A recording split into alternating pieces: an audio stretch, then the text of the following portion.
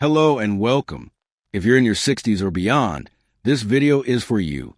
It's a time when every small choice can make a big difference in how we feel and how well we live. Let me ask you something.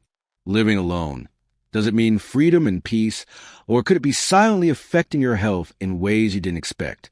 Today, we're going to explore 6 health-related topics that often go unnoticed when it comes to living alone after 60. These are not just opinions or guesses. They're based on scientific studies and real-life observations.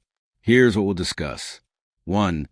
Is a quiet home really helping your mind relax? 2. If no one is around to bother you, is there also no one to talk to when stress comes? 3. Does living slowly through meditation help, or could it make you miss early signs of illness? 4. Taking supplements freely, is it wise or risky? 5. Without interruptions, is your brain getting enough exercise? 6. And finally, does independence mean you're refusing help when you actually need it? Each of these has its benefits and its hidden risks. By the end of this video, you'll be able to see more clearly where you are right now and what small changes might help you stay both independent and healthy. Everything I'll share today comes from trusted sources like the National Institutes of Health, NIH, Mayo Clinic, and Cleveland Clinic. Nothing is based on guesswork. I'll explain the reasons behind each issue, give real examples, and offer simple actions you can take. Let's start with the first point. It may surprise you. If you live alone, one of the first things you might notice is how peaceful your home is. You control the volume, the lights, when to watch TV, or turn everything off. It feels calm and quiet. But is this silence always helpful? Number 1, too much quiet can slowly stress the brain. Many older adults find peace in a quiet home. There are no arguments, no sudden noises, no demands from others. Quiet surroundings can help you sleep better, feel more in control, and focus on things like reading or prayer. It activates the part of the nervous system that helps the body rest and recharge. But here's the part people often miss. When the silence becomes too constant, especially during long evenings or weekends, it can start to work against your brain. When your environment lacks sound or social interaction for long periods, your brain starts to get less stimulation. That can slowly reduce how your brain processes emotions and memory. The stress hormone cortisol may increase without you noticing. Over time, that can lead to poor sleep, forgetfulness, and feeling emotionally flat. Let's look at 2 quick examples. Linda is 69 and lives alone. Every morning she plays soft music, feeds her cat, and makes a phone call to a friend. She says her days feel calm and balanced. Charles is 71. He also lives alone but keeps everything quiet. No music, no phone calls, no background sound. After about 6 months, he started having trouble sleeping and became more anxious. He stopped going outside except for quick errands. According to Cleveland Clinic in the U.S., living in a very quiet and isolated environment for too long can reduce activity in the front part of the brain. That area is important for memory, emotions, and decision-making. So what can you do? The National Institutes of Health recommends creating gentle sound environments at home. That could mean playing nature sounds like birds or water, listening to soft music in the background, or simply calling a family member once a day to talk about simple things. Adding sound doesn't mean adding stress. It means keeping your mind active, your emotions connected, and your brain engaged. Remember, silence can feel safe, but if it stretches on too long, it can quietly pull you into a dull state of mind. Balance is the key. Create a home that feels peaceful, but not disconnected. Let your brain know you're still living, not just existing. And if sound in your environment can affect your mental state so strongly, imagine what happens when your emotions inside have no one to meet them. In the next part, we'll explore what stress does when it stays hidden for too long, and how to bring it out in gentle, healthy ways. Shall we continue? If too much silence can slowly bring the brain down, then unspoken emotions may pull the spirit even deeper. This is something many older adults who live alone don't notice. Hidden stress that builds up over time. Number 2, living alone means fewer outside pressures, but it also means hidden stress can stay too long. One clear benefit of living alone is freedom from emotional tension caused by others. No arguments at the dinner table. No loud voices. No family drama. Many older adults say this is one of the best parts. Peace of mind without anyone else's negative energy. But that same peace can become a wall. When someone lives alone and faces something hard, a health scare, the death of a friend, money worries, there's often no one to talk to right away. So the emotions stay inside. They don't go away. They sit in the mind and body, quietly building pressure. Over time, this kind of stress raises cortisol levels, which is the body's main stress hormone. When cortisol stays high for too long, it can affect sleep, raise blood pressure, and weaken the immune system. It can also make you feel tired without knowing why, or lose interest in things you once enjoyed. Let's look at two examples. Mr. Richard, 74, lives alone and rarely talks about his personal worries. Over time, he began having headaches, poor sleep, and constant fatigue. He didn't link it to stress until his doctor pointed out. Mrs. Helen, also living alone, keeps a small circle of friends. They chat once a week over coffee or on video calls. She feels more balanced and reports fewer health problems. According to the American Psychiatric Association, APA, older adults who live alone are twice as likely to carry long-term, unspoken stress compared to those who live with someone or maintain frequent social contact. So what can you do if you live alone? Mayo Clinic recommends building a mental support network. That doesn't mean talking to someone every day or joining big social events. It can be as simple as being part of a small hobby group, calling an old friend once a week, or keeping a personal journal to release emotions instead of holding them in. The key is this: stress must go somewhere. If you don't release it by talking, writing, or sharing, your body will hold it, and eventually it will show up in your health. Living alone doesn't mean you have to carry everything alone. Even a 10-minute chat or a simple message exchange can be powerful medicine for the mind. And when we talk about hidden stress, we also have to talk about something else that's easy to miss. Physical signs that something in the body isn't right, especially when you're used to being still, being calm, and not having anyone there to notice. Number 3, meditation and rest bring calm, but they may also hide early signs of illness. Many older adults enjoy a slow and quiet routine.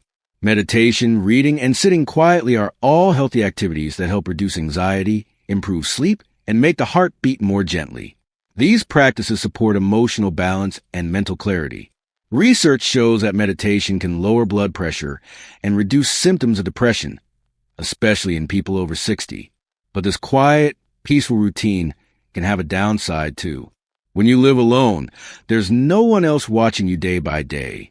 That means no one is likely to notice if your posture changes, if your hands shake, if your weight drops, or if your movements become slower. These could be early signs of health problems, but they are easy to miss if your daily life feels quiet and calm.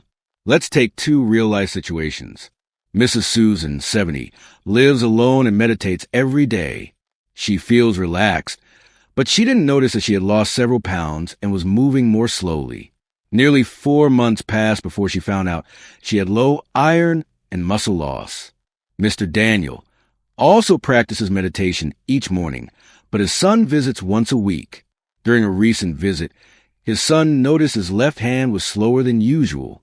Daniel went to see his doctor, who confirmed it was an early sign of nerve compression and treated it early. According to the National Institutes of Health and Age, older adults living alone often misjudge their health because they don't get enough outside feedback or physical comparison. They may feel fine, but not realize changes are happening gradually. So what's the solution? Mayo Clinic suggests several simple habits. Weigh yourself once a week. Take photos of your posture or how you walk every 2 weeks. Keep a short log of how you feel, energy level, balance, strength.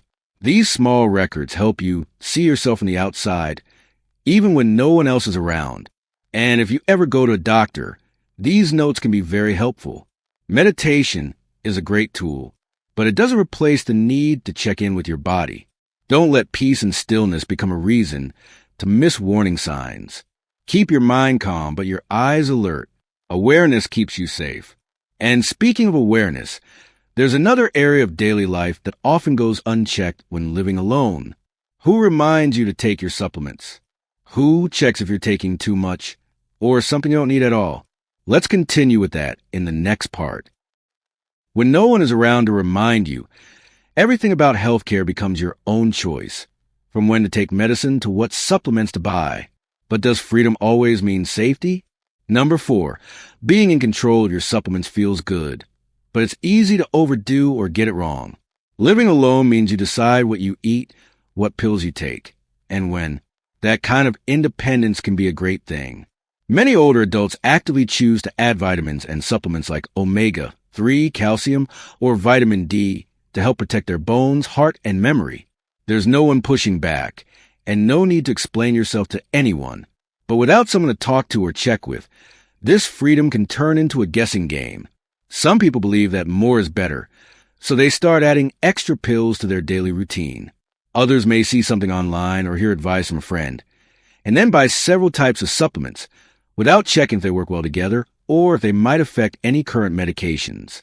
Here's a clear example. Mr. George, 72, lives alone. He watched several health videos online, then bought 7 different kinds of supplements. After taking them daily for a few weeks, he began to feel bloated and couldn't sleep well. Mrs. Linda also lives by herself, but she only takes the supplements recommended by her family doctor. She gets regular checkups to make sure everything is still needed. Her health has stayed stable over the years. According to the Mayo Clinic's Poison Control Center, adults over 65 who live alone are 2.3 times more likely to take the wrong dose of supplements compared to those who live with someone. The risk grows when there's no one checking the daily routine and no doctor reviewing all the products being used. So what can you do? The Centers for Disease Control and Prevention, CDC, gives some simple advice. Make a written list of all the pills and supplements you take. Bring this list to every doctor's appointment, even if the visit is not related to your medicine. Set daily reminders on your phone or with sticky notes to avoid missed doses or taking something twice by mistake. Staying in control of your health is a great habit, but even the best intentions can backfire without good information. Just because something is labeled natural or safe doesn't mean it's harmless, especially if it's taken the wrong way or mixed with other drugs. Your health is your own, but your decisions don't have to be made alone. Ask questions. Check with a doctor or pharmacist. It's better be sure than sorry. And if taking care of your body requires careful thinking, then taking care of your mind needs something just as important, keeping it active every day. But what happens when life gets too calm and the brain doesn't get enough new challenges? Let's talk about that next. Number 5, living alone helps you focus, but your brain may slow down without variety. If you live alone, you probably enjoy the quiet time. You can read, work in the garden, or watch the news without interruption. No one distracts you, and you can do things at your own pace. That helps you relax and stay calm, which is good for the heart and stress levels. But when your daily routine is always the same, and you don't face unexpected tasks or changes, your brain starts getting too comfortable.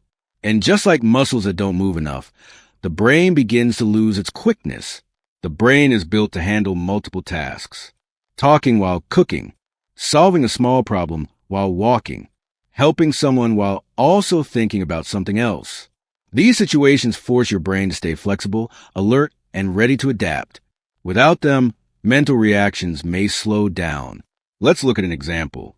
Mr. Samuel, 70, lives a calm and quiet life. He enjoys reading and staying organized. But recently, he started forgetting where he puts things. He also takes a bit longer to answer the phone or respond to sounds. Mrs. Jenny also lives alone, but she joins a small craft class twice a week. In the class, she listens to instructions while using her hands, talks with others, and follows steps. Her memory and reaction time have stayed sharp. A study from the University of California found that older adults without regular multitasking or sensory stimulation had an 18% faster decline in information processing over 3 years. That means their brain reacted more slowly to changes or challenges in everyday life. So what can you do at home to help your brain stay active? The goal isn't to be busy all the time. It's about adding light mental movement to your routine. Here are a few simple ideas. Play music while doing housework. Watch a language learning video while preparing food. Do a puzzle like Sudoku, matching games, or memory quizzes in the morning. Use both hands to brush your teeth or do small tasks. This stimulates brain connections. Your brain doesn't need stress, but it does need a reason to stay awake. The more your mind works with different types of tasks, the better it can handle surprise situations, remember important things, and stay strong against age-related changes. Living slowly is a good choice, but your brain shouldn't be in retirement mode all day. Keep it moving, and it will help you stay sharp, independent, and full of life. And now, maybe you're starting to realize something important. No matter how strong or independent we are, everyone has limits. When something unexpected happens, an accident, a sudden illness, will you be ready to ask for help? Or have you quietly trained yourself to say nothing? Let's explore that final question next. Number 6.